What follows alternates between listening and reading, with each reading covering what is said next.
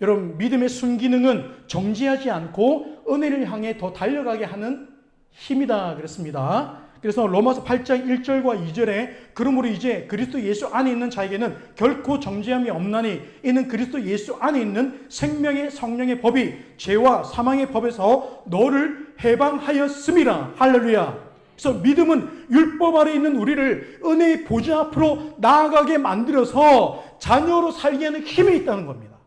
믿음이 나를 믿음에 이르게 한다.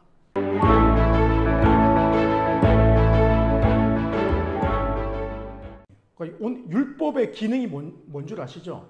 율법의 기능은 죄를, 그러니까 우리가 대한민국 헌법으로 법을 어겼구나라는 걸 아는 것처럼 율법은 나의 죄를 깨닫게 한다 그랬어요. 그럼 믿음의 기능은 뭐냐? 믿음의 순기능이 있어요. 이게 뭐냐면 본래 목적대로 나아가게 하는 거예요. 그러니까 하나님이 우리를 창조하신 그 본연의 목적대로 살아가게 만드는 힘이 뭐냐면 믿음이라는 거예요. 바울은 하나님의 의를 이루는 것이 율법의 행위에 있지 않고 믿음으로 되는 줄 우리가 인정한다. 그러면서 할례자도 믿음으로, 무할례자도 믿음으로 말미암아 의롭다 하실 하나님은 한 분이시다고 말씀하고 있습니다. 이 말씀은 율법을 약화시키는 게 아니에요. 제가 왜 오늘 이 말씀을 가지고 왔냐면 우리가 이제 지금 로마서를 묵상하잖아요. 그렇죠? 마치 율법이 폐기되는 것처럼 나오지만 바울은요, 율법을 오히려 굉장히 강조하고 있습니다. 이게 무슨 말이냐면 우리가 구원받는 것만큼 중요한 게 이 땅에서 그리스도인으로서 살아가는 삶의 모습이라는 거예요. 믿는 자의 언행, 말과 행동이 우리가 구원받은 자로서 이 땅에서 굉장히 중요하다는 것입니다. 우리가 행위를 강조하면 마치 율법주의로 착각을 합니다. 율법주의는 제가 늘 말하지만 뭐예요? 행위로 구원받을 수 있다는 믿음을 율법주의라고 하는 거예요. 그렇다고 해서 행위가 중요하지 않다는 게 아닌 거죠. 자, 오히려 그리스도인의 삶은 사회적으로도 굉장히 중요한 위치에 있고 중요한 가치를 가지고 있다고 성경은 말씀하고 있습니다. 신약에서는 그래서 그리스도인의 삶에 대해서, 교회의 삶에 대해서 굉장히 많이 강조하고 있죠. 예수를 만난 변화된 사람들의 특징이 뭐예요? 오늘 본문 31절 후반부에 도리어 율법을 굳게 세우느니라. 이게 예수를 만난 사람들, 다시 말해 변화된 은혜를 입은 사람들의 특징이에요. 오히려 율법을 굳게 세운다. 그리스도인답게 살아가게 된다 그 말이에요. 하나님의 존재와 성품에 대한 표현이 율법이에요. 그러니까 믿음의 순기능은 뭐냐면 하나님의 창조의 모습대로 돌아가는 거예요.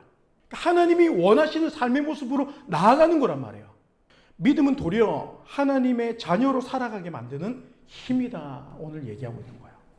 왜 그렇습니까? 성경에서 믿음은 활동하기 때문이다 그래요.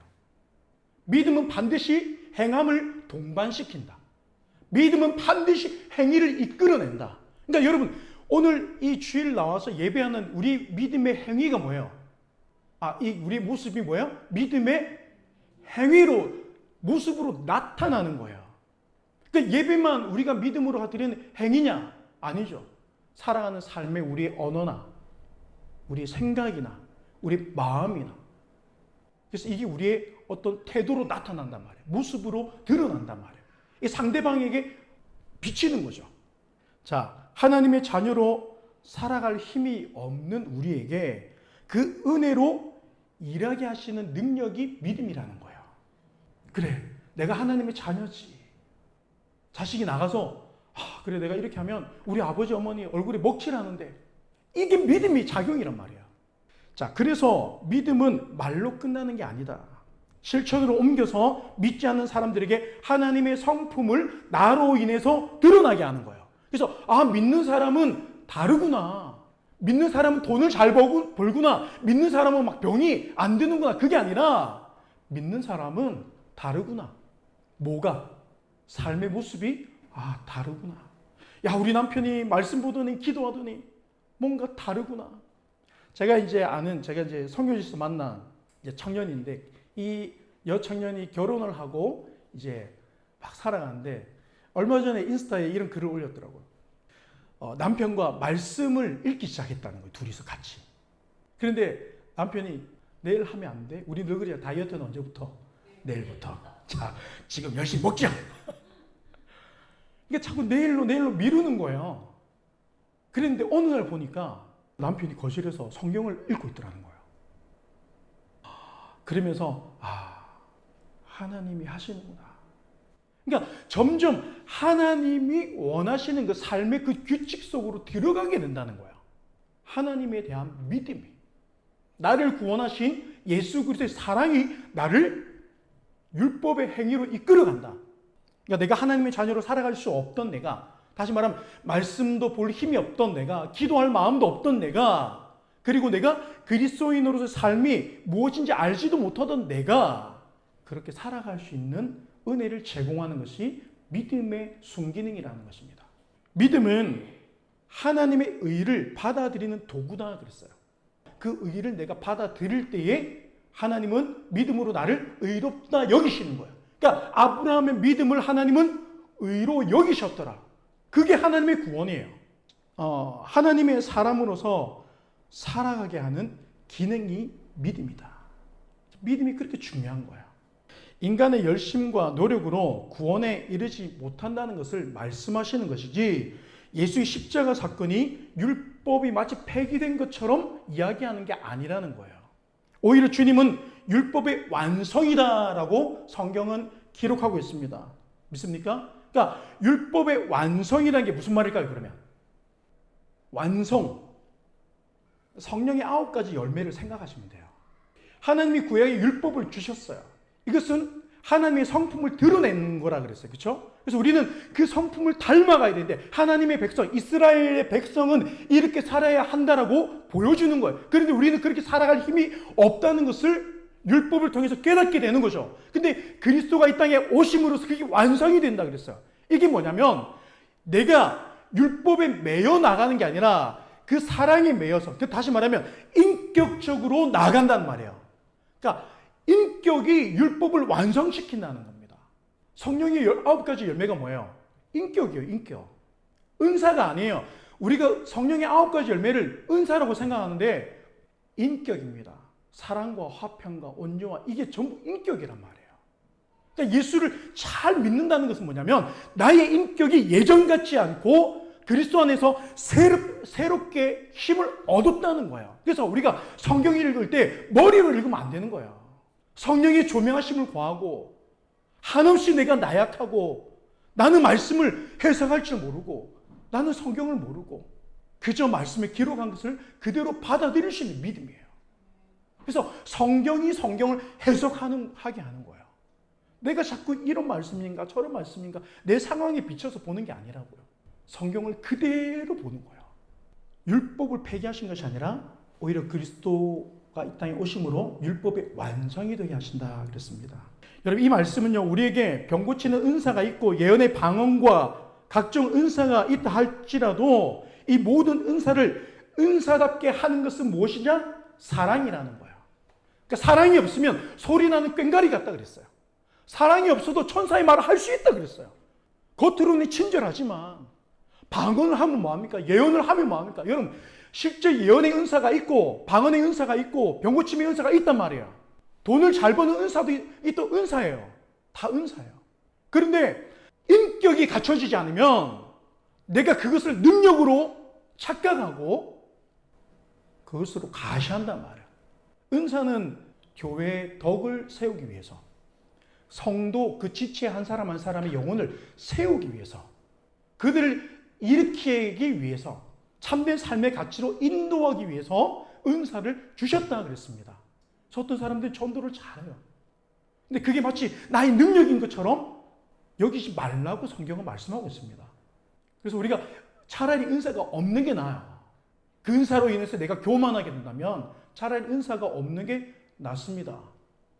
자, 예를 들어서 이런 거예요. 우리의 예배, 예배를 어떤 우리 하나의 행위를 보겠습니다. 자, 우리의 예배가 나의 의가 되는 것이 아니라 믿음은 예배를 예배답게 세운다는 거예요. 그리스도인의 삶을 삶답게 만든다는 거예요. 그러니까 너 교회 다니면서 왜 그래? 맞아요. 우리의 어떤 작은 실수도 세상은 그거 가지고 흠잡을 수 있습니다. 그렇지만 하나님은 믿음을 통해서 우리를 하나님의 자녀답게 이끌어 가신다는 거예요. 그래서 나의 헌신과 봉사, 내가 헌금을 많이 하면 이것이 나의 힘이 되고 과시가 되고 교회가 커지면 그게 곧 나의 힘이 되는 거야. 그래서 어느 교회 다니노? 네, 우리 교회 이만큼 모인다. 10,000명 모인다. 숫자 많의 힘이 갑니다.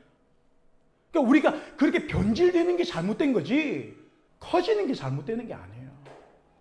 율법적 행위를 자랑하지 않고 나의 의나 공적으로 삼지 않는 것입니다.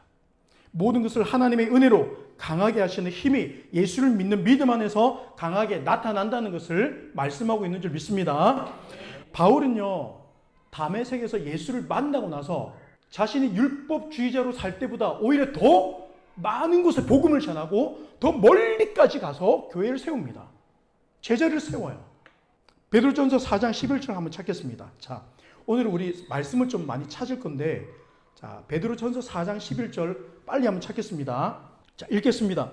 만일 누가 말하려면 하나님의 말씀을 하는 것 같이 하고 누가 봉사하려면 하나님이 공급하시는 힘으로 하는 것 같이 하라. 만일 누가 말하려면 하나님이 말씀하시는 것 같이 하고 누가 봉사하려면 하나님이 공급하시는 힘으로 하는 것 같이 하라. 이게 무슨 말이냐면 이제는 오히려 믿음을 통해서 하나님을 의지하여서 말하고 행동하라는 거예요. 내 감정대로, 내 기분대로, 내 상황에 맞춰서 말하지 말고 행동하지 말고 이로써 그리스도 안에서 하나님은 영광을 받으신다고 베드로는 고백하고 있습니다. 자, 27절에 오늘 본문 27절에 시작. 자, 뭐라고요? 무슨 법으로냐? 행위로냐? 아니라 오직 믿음의 법이니라. 이 말씀이 뭐예요? 그리스도인은 더 이상 율법 아래에 있지 않다는 겁니다. 그러니까 율법 아래에 있다는 것은 뭐냐면 율법 매인다는 거예요. 예를 들면 뭐냐면 우리가 예배를 빠지면 그 자체로 두려워해서 그 빠진 행위에 갇혀버린다는 거예요. 그러면 이제 예배는 없어도 되냐? 예배는 없어도 괜찮구나 라는 것이 아니라는 거죠. 우리가 그 빠진 그 행위 자체를 가지고 정죄할 게 아니라는 거예요. 우리는 흔히 정죄하잖아요. 빠질 수도 있지만 우리는 그 예배의 본질이 더 무엇인지를 빠질 때도 그 예배의 본질을 우리는 알아야 되는 거예요. 오히려 은혜 안에서 예배의 본질을 되찾게 된다 그랬습니다. 나의 삶까지도 예배가 되는 삶으로 이끄시는 하나님의 은혜가 우리 안에 있다는 것을 말씀하고 있는 줄 믿습니다. 나는 할 수 없는 일을 하게 하시는 은혜가 내가 예수를 믿고 의지하는 믿음의 삶 속에 있다는 거예요. 이게 무슨 말이에요? 율법 아래 머물지 않고 은혜 아래 머물게 한다는 겁니다. 그래서 자녀를 다시 일으키는 것은, 자녀를 다시 회복시키는 것은 뭐예요? 정죄가 아니라 사랑으로 품어줄 때. 그래, 너. 우리가 주님의 품에 안길 때, 그러니까 자녀가 부모의 품에 가서 안기고 나면 힘이 일어난단 말이에요. 여러분 경험 많이 우리 살아가면서 해보잖아요. 다른 사람보다도 부모님이 그래 괜찮아 한마디 하면 정말 괜찮아져요. 신기한 능력이 있습니다.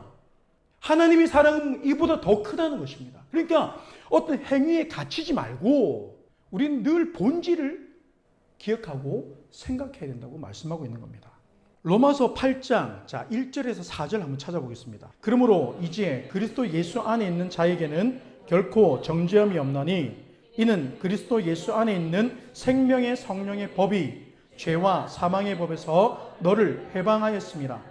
율법이 육신으로 말미암아 연약하여 할 수 없는 그것을 하나님은 하시나니 곧 죄를 인하여 자기 아들을 죄 있는 육신의 모양으로 보내어 육신의 죄를 정하사 육신을 쫓지 않고 그 영을 쫓아 행하는 우리에게 율법의 요구를 이루어지게 하려 하심이니라. 그러니까 오히려 율법의 요구를 이루어지게 하려 하심이다. 그러니까 하나님에 대한 믿음이 우리의 예배를 예배답게 만들고 그리스도인의 삶을 삶답게 만든다는 거예요. 그래서 예수 믿는 사람이 직장에 가면 달라져야 되는 거예요. 상황이 달라져야 되는 게 아니라 사람들의 마음과 생각이 달라져야 되는 거예요. 늘 세속적인 말을 하는 사람들이 내가 있으면, 이게 예를 들면 이런 게 있어요. 친구들 만나면, 제가 친구들 만나죠. 요즘은 제가 이제 개척하고 맨날 교회 갇혀 있으니까 마치 이게 저의 어떤 인생의 감옥인가 싶을 정도로 갇혀 있는데, 저는 이제 친구들 한 번씩 만나면, 안 믿는 세상의 친구들 만나면 제가 목사라는 걸 알잖아요. 그러면 얘네들이 담배를 못 피는 거예요. 손이 좀 그러네.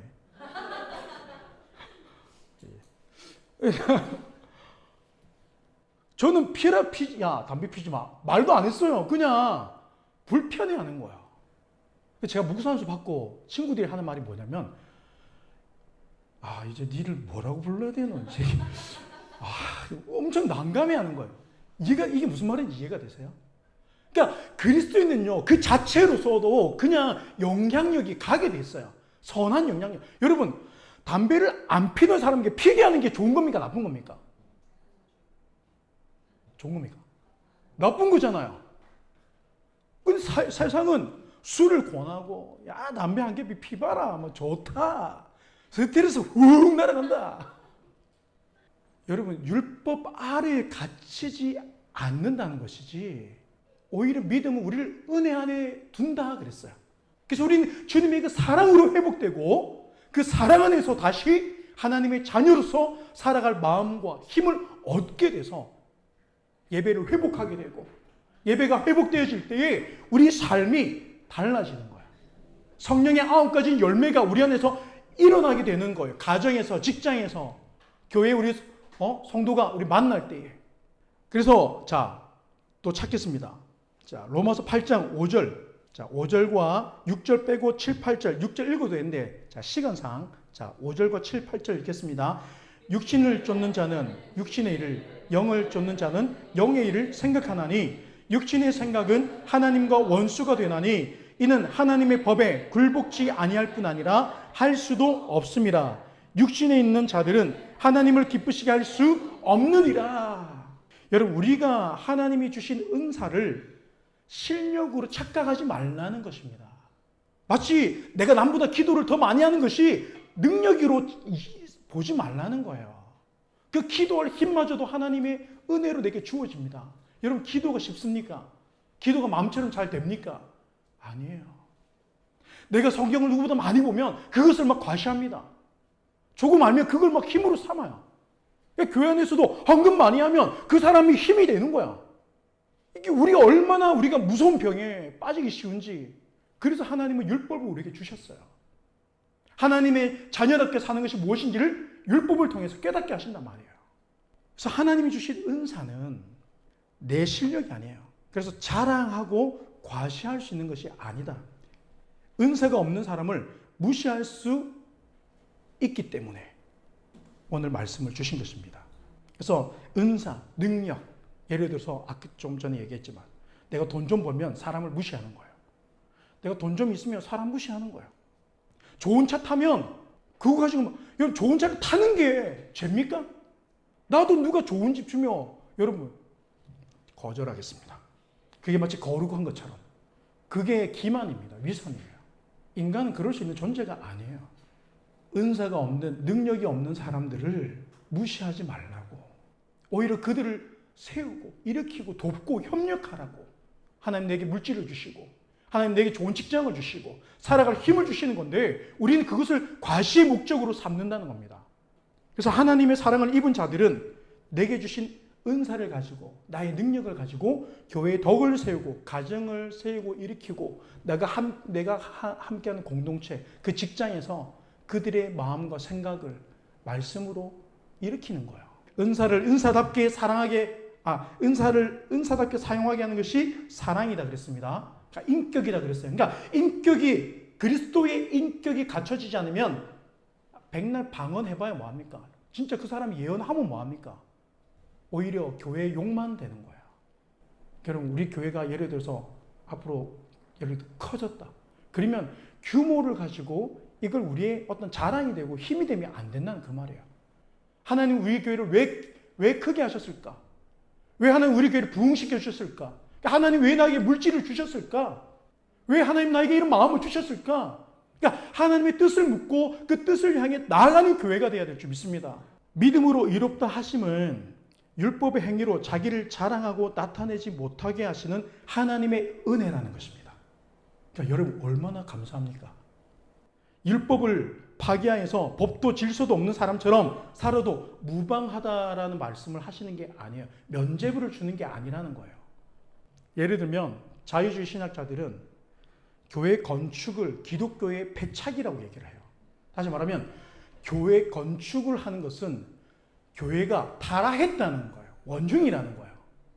대형 교회를 싸잡아서 마치 악의 축인 것처럼 이야기를 합니다. 여러분 정말 그럴까요? 제가 이렇게 말하면 우리 목사님은 건축에 목말라 했구나. 여러분 지금 입에 풀칠하기도 바쁘고요. 저는 그런 상상도 안 됩니다. 저는 상상을 하고 싶어도요 안 돼요. 저는 지금 상황이 전혀 그렇지 못한 상황이기 때문에. 예수님이 성전을 문제 삼은 이유가 있습니다. 건물이 아니라 성전 안에서 매매하는 자들, 그렇죠? 환전하는 그들로 인해서 성전을 강도의 소굴로 만든 것이 문제라고 지적한 거예요. 그러니까 성전의 그 본질적 가치를 훼손한 것을 책망하신 것이지 건물이 문제라고 얘기하지 않습니다. 자, 그러면서 예수님은 오히려 더 강조하죠. 내 집은 만민이 기도하는 집이다. 그러니까 성전의 본질적 가치, 그 성전의 기능을 오히려 강화시킵니다. 하나님을 만나는 곳이 성전이다. 예수님 시대 이후에는 성전을 좀 더 구체화해서 고린도전서 3장 16절 17절 찾아보겠습니다. 제가 한번 읽겠습니다. 먼저 너희가 하나님의 성전인 것과 하나님의 성령이 너희 안에 거하시는 것을 알지 못하느냐. 누구든지 하나님의 성전을 더럽히면 하나님이 그 사람을 멸하시리라. 하나님의 성전은 거룩하니 너희도 거룩하니라. 그러니까 성전은 거룩한 것, 다시 말해 세상과 구별되는 곳이 성전이다. 그러니 너희도 구별된 삶을 살아라. 왜? 이제는 너희가 성전이다. 우리가 성전이다. 성전을 좀 더 구체화시킨 거죠. 교회가 건축하는 이 일이 타락의 원흉이 아니라 예배를 예배답게, 교회를 교회답게 사용하지 못하게 되는 거예요. 그래서 교회 규모를 가지고 정치와 결탁하는 거, 세상에 과시하는 거, 내가 그리스도인답게 살지 못하는 것, 이게 문제라는 것입니다. 그러니까 내 안에 그리스도의 인격이 없는 것이 문제지, 우리는 자꾸 건물을 가지고 남의 것을 가지고 계속 작은 교회는 대형 교회를 욕하고, 아니 왜 우리가 예수를 믿으면서 자꾸 본질이 아닌 비본질적인 것을 가지고 우리가 논하는지를 모르겠어요. 여러분 건물은 지을 수도 있죠. 예를 들어서 우리가 지금 여기서 모였는데 여기서 한 200명 모인다. 그래서 1부, 2부, 3부 막 나눠. 사람이 넘치면 공간을 더 터서 더 넓힐 수도 있는 거고, 건물을 지어서 나갈 수도 있는 거고, 아니면 다시 또 더 큰 건물을 우리가 임대받아서 임차인으로 살 수도 있는 거예요. 선택의 문제예요. 건물을 짓고 짓지 않는 것은 선택의 문제지 어떤 그게 본질적 가치가 있는 것은 아니라는 거예요. 왜? 성전은 건물이 아니라 내가 성전이니까. 그러니까 나를 두고 논해야지. 왜 자꾸 건물을 가지고 마치 건축을 하면 이게 기독교가 타락한 것이다. 그러니까 여러분들이 20평 집에 살다가 50평 집을 이사하면 그게 타락한 겁니까? 작은 차 타다가 좋은 차 타면, 큰 차 타면 그게 타락한 겁니까?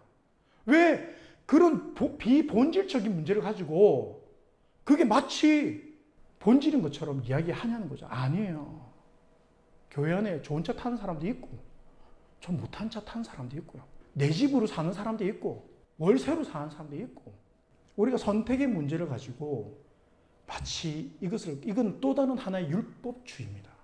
선택의 문제예요. 교회가 건물에 집착하여서 본질을 잊어버리는 것이 문제지, 여러분 건축을 해야 되면 할 수도 있고, 우리 그냥 건축하지 말고 우리 그냥 공간 좀 넓은 데서 예배합시다. 그러면 그래도 되는 거예요. 거기에 목매달 필요가 없습니다. 이 자유주의 신학자들이 이렇게 얘기합니다. 주님이 오시기 전에는 성전이 필요했지만 이제 내가 성전이 되었기 때문에 필요 없다는 것처럼 얘기를 한단 말이에요. 그러면 성전인 나의 삶은 어떤가를 생각해 보셨어요? 나는 세상과 구별된 생각을 하고 구별된 것을 나에게 채우려고 하는가? 아니면 여전히 세상의 것으로 나를 채우려고 하는가? 내가 문제인 거지. 여러분, 건물이 뭐가 죄가 있습니까? 이 엄한 건물을 가지고 왜 우리가 탓합니까? 이게 교회 건물입니까? 아니잖아요. 내가 성전이니까, 성전이 우리가 모여서 예배하니까 이곳이 교회가 되는 거예요. 성전이 내가 모이면 교회가 되는 거예요. 지을 수도 있고 빌려 쓸 수도 있고, 이게 선택의 문제예요. 그리고 그 교회의 환경과 형편의 문제입니다. 신앙생활은 하나님과 함께하는 생활이에요. 인간은 혼자 할 수 없다. 우리가 이것을 코로나를 통해서 너무나도 뼈저리게 느꼈죠. 우리는 인간의 한계를 경험했습니다. 우리가 모여서 예배하지 못할 때에 내가 영적으로 어디까지 떨어지는지를 우리는 체험했어요. 그래서 예배는 예배당에서 절정에 이른다는 말이 있어요. 예배는 예배당에서 절정에 이른다. 그러니까 여러분, 내가 성전이니까 내가 있는 곳에 여러분 예배하십니까? 삶에서 우리 예배당에서 모여서 예배하는 것만큼 나에게 어떤 이 예배에서 어떤 힘이 일어납니까? 안 되죠. 그러니까 아이들이 공부하러 어디 갑니까? 니 왜 집 놔두고 도서관 가노? 자기도 어릴 때 집 놔두고 도서관 가서 공부해놓고 애들이 도서관 가면 야, 집에서 공부 안 되나? 제가 여러분들에게 집에서 여러분 예배가 안 되십니까? 살면서 걸어가면서 여러분 예배가 안 되십니까? 그러면 답답해서 속이 터지죠. 물론 예배라는 것은 하나님을 만나는 것이기 때문에 내가 하나님을 찾고 우리가 일상생활 속에서도 얼마든지 하나님을 경험할 수 있어요. 그런데 이 예배를 통해서 주시는 하나님의 특별한 은혜가 있단 말이에요. 그러니까 이 말은 오늘날 교회 건물이 성전의 개념은 아니지만 기능적으로 볼 때 예배를 통해서 하나님께 집중할 수 있게 돕고 하나님을 만나는데 큰 도움이 되는 것이 사실이라는 것입니다. 그래서 예배의 초소가 굉장히 중요하다는 거예요. 예배의 규모가 크다고 해서, 그러니까 다시 말해 교회의 규모가 크다고 해서 변질된 교회가 아니라는 겁니다. 그렇게 우리가 자꾸 보시면 안 돼요. 작은 교회도 얼마든지 타락한 교회들 많습니다. 나로 인해서 교회 모임이 변질될 수 있는 거야. 그러니까 내가 변질되어 있으면 나와 함께하는 사람들이 늘 변질되는 거야. 자, 성전인 내가 나를 향하신 하나님의 뜻을 모른 채, 삶의 이유도 모른 채, 하나님 왜 물질을 주셨는지, 하나님 왜 나에게 어떤 일을 하게 하시는지, 하나님 왜 나에게 이런 환경을 주셨는지 알지도 못하고 삶의 이유도 모르고 하나님의 뜻도 모르고 살아가는 그것이 타락으로 가는 길목입니다. 교회 건물이 크든 작든 내가 드리는 예배가 내 삶이 변질되는 것이 문제지 어느 건물에서 예배를 드리냐가 뭐가 문제입니까? 여러분 우리가 예를 들어서 다음 주는 저희 가정에서 모여서 예배 드리겠습니다. 그게 문제입니까? 아무 문제가 아니에요. 이스라엘이 포로 귀환 후에 하나님은요 이스라엘의 성전을 재건하도록 허락하세요. 하나님은 이스라엘이 성전을 우상화하고 건물을 과시하고 힘으로 삼은 것을 문제시한 거지 건물 자체, 건축 자체를 문제라고 말씀하신 적은 단 한 번도 성경에 없습니다. 구약에서도 없고요. 신약에서도 예수님도 바울도 건축을요 기독교의 패착인 것처럼 율법을 폐한 일이 단 한 번도 없습니다. 자유주의 신학자들이 자신들의 그 자유적 의지 안에서 성경을 해석한 것들이에요. 여러분, 성전을 통해서 하나님을 찾고 예배하는 일을 기뻐하신 줄 믿습니다. 그래서 오늘날 생각해 보세요. 여러분, 우리가 상식적으로도 교회가 많아지는 게 좋습니까? 술집이 많아지는 게 좋습니까? 제가 여러분 술 마시는 걸 가지고 뭐라고 하는 거 아니에요. 여러분들이 상식적으로 생각할 때 우리 아이들이 이 동네를 지나다니는데 술집이 많으면 안전하다고 느끼세요? 아니면 차라리 교회가 많으면 안전하다고 느끼세요? 어떤 사람들은 이래요. 비행기 타고 하늘에서 와 교회가 왜 이리 많노? 여러분 술집이 왜 이리 많노라는 생각을 해본 적은 없어요? 왜 이렇게 유흥거리가 많노? 우리 아이들이 여기를 지나가면 안 되는데 그렇게 염려하는 곳들에 대해서는 왜 이렇게 많노라는 생각을 여러분 해본 적이 혹 있으신가요? 별로 없어요. 근데 예수 믿는 사람들도 교회가 왜 이렇게 많노? 많아도 믿는 자가 너무 적어요. 저는 교회가 더 들어와도 난 괜찮아요. 누가 우리 교회 주변으로 온다 그러면 오면 안 됩니다. 세상은 그렇잖아요. 그런데 교회는 아니라는 거. 교회가 정말 바른 교회들이 더 많이 세워져서 정말 그리스도의 인격, 성령의 9가지 열매가 때에 따라 나타나고 드러나는, 그래서 하나님으로부터 주신 우리 삶의 능력을 과시하지 않고 그것으로 사람을 무시하지 않고 오히려 그것으로 영혼을 세우고 일으키는 그 믿음의 사람들을 세우는 교회들이 일어난다면 여러분, 우리 박수 쳐야 됩니다. 우리 개혁주의 신앙은 하나님 중심, 성령 중심, 교회 중심이에요. 사람들은 하나님 중심, 성령 중심은 이해하겠다. 교회 중심은 뭐냐 그래요? 율법주의 아니냐 그래요. 유대인들은 성전을 주위로 살아갑니다. 그래서 유대인들은 사회를 구성할 때 성전을 먼저 짓고 그 다음 자기들이 살 집을 짓습니다. 마을을 구축하는 거야. 병원을 짓고 학교를 짓고 합니다. 미국에 가봐도 그래요. 유대인들은요, 회당 중심으로 모여 살아요. 그럼 교회 중심이라는 게 그것을 의미하느냐? 자, 이해하기 쉽게 제가 여러분들에게 던지겠습니다. 여러분의 자녀들이 훗날 커서 저기 미국으로 유학을 갔어요. 자, 그러면 여러분들이 볼 때에 이 아이가 교회에서 멀리 떨어진 지역에 살고 있는 게 좋을 것 같으세요? 아니면 교회 가까이 살고 있는 게 좋을 것 같으세요? 그렇죠. 제가 미국에 있을 때 처음에 교회와 거리가 40분 거리였어요. 프리웨이로 달려가지고 40분을 달려가야 돼요. 고속도로를. 그럼 굉장히 먼 거리잖아요. 그러다가 제가 한 2달 살다가 너무 힘들어가지고 그냥 교회 가까이로 가자 해서 15분 거리로 옮겼어요. 이것을 얘기하는 게 아니에요. 제 말은. 교회 중심이라는 것은 뭐냐면 여러분, 교회를 가까이에서 해가 될 게 우리에게 없다는 겁니다. 물론 잘못된 교회를 만나면 위험할 수 있죠. 그렇지만 여러분, 대다수의 교회들은요, 바르게 교회를 세워나갑니다. 어느 한두 교회들이 잘못이지. 이단 사이비가 위험하고 잘못된 거지. 여러분, 교회를 가까이에서 영혼이 잘못되는 일은 없어요.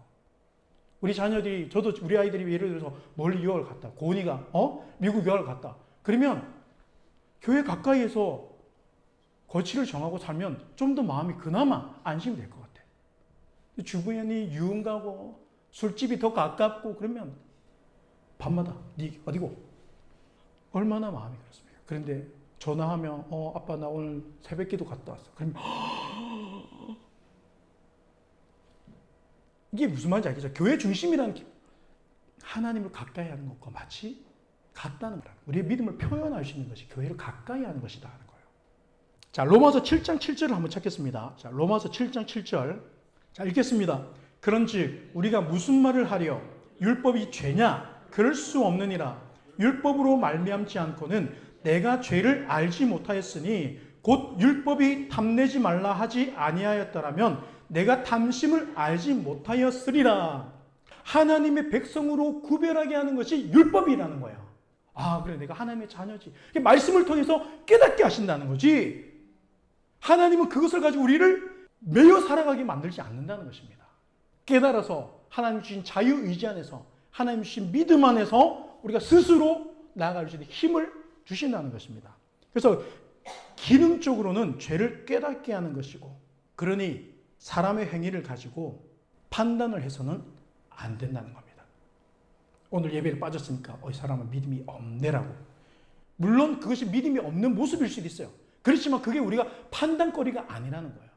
사람은 어느 법이든 매여 살게 됩니다. 세상의 법에 매이든 하나님의 법에 매이든 둘 중 하나죠. 그래서 로마서 7장 23절입니다. 그 밑에 23절. 자, 시작. 내 지체 속에서 한 다른 법이 내 마음의 법과 싸워 내 지체 속에 있는 죄의 법으로 나를 사로잡는 것을 보는도다.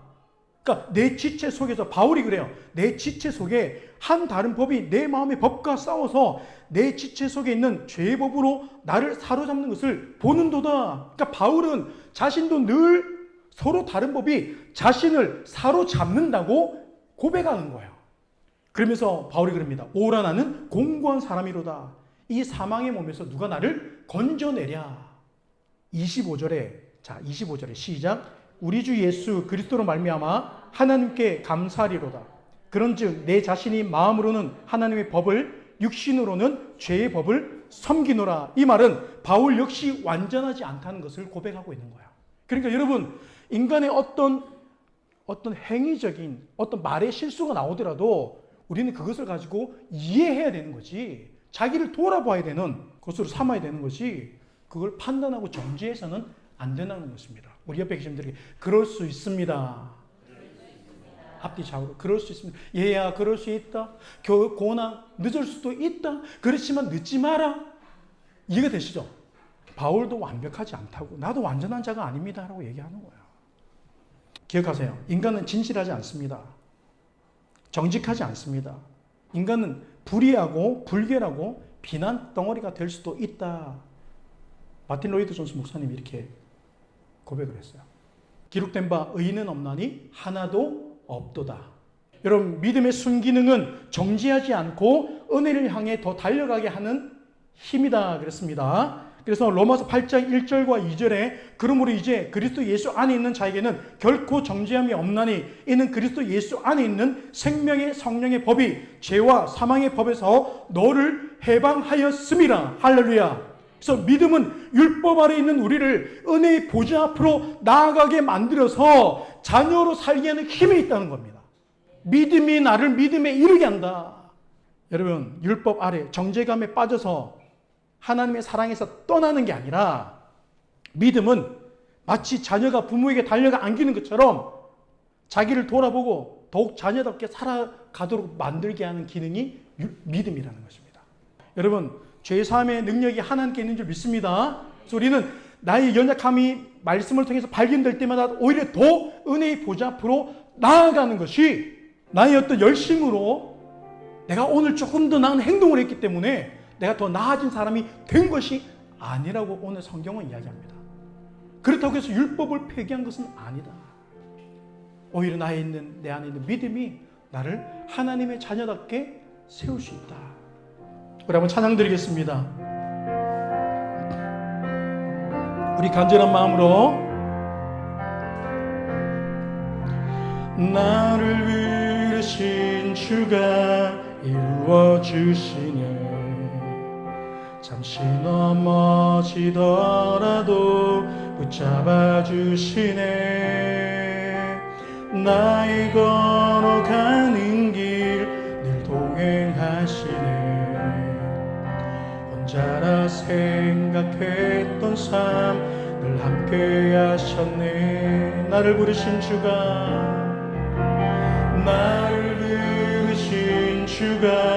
이루어주시네. 잠시 넘어지더라도 붙잡아 주시네. 나의 걸어가는 길 늘 동행하시네. 혼자라 생각했던 삶 늘 함께 하셨네. 나 찬양해 언제나 어디서나 부르신 그 뜻대로 나를 지으신 주의 뜻대로 나 찬양해 영원토록. 아멘. 주님, 나를 부르신 대로 주를 찬양하며 살아가리라. 나를 부르신 주가 이루어주시네. 잠시 넘어지더라도 붙잡아 주시네. 나의 걸어가는 길 늘 동행하시네. 혼자라 생각했던 삶 늘 함께 하셨네. 나 찬양해 언제나 어디서나 부르신 그 뜻대로 나를 지으신 주의 뜻대로 나 찬양해 영원토록 노래하네. 나를 부르신 대로 주를 찬양하며 살아가리라. 나 찬양해 언제나 어디서나 널 부른 그 뜻대로 나를 지으신 이루신 주의 뜻대로 나 찬양해 영원토록 노래하네. 나를 부르신 대로 주를 찬양하며 살아. 우리 두 손을 가슴에 모으며 나 찬양해, 나 찬양해 언제나 어디서나 부르신 그 뜻대로 나를 지으신 주의 뜻대로 나 찬양해 영원토록 노래하네. 나를 부르신 대로 주를 찬양하며 살아가. 우리 한번 통성으로 기도하겠습니다. 살아계신 아버지 하나님, 우리가 오늘 이 시간 주님을 예배하게 하심을 감사합니다. 우리 하나님을 예배하게 하심을 감사합니다. 하나님, 나의 믿음이, 내게 주신 이 믿음이 하나님의 자녀로 살아가게 하는 힘을 주신다는 것을 우리가 오늘 다시 한번 기억하게 하심을 감사합니다. 하나님이 나와 함께 하신다는 믿음, 여전히 하나님이 나를 사랑하신다는 믿음, 이 믿음이 나를 살게 하는 줄 믿습니다.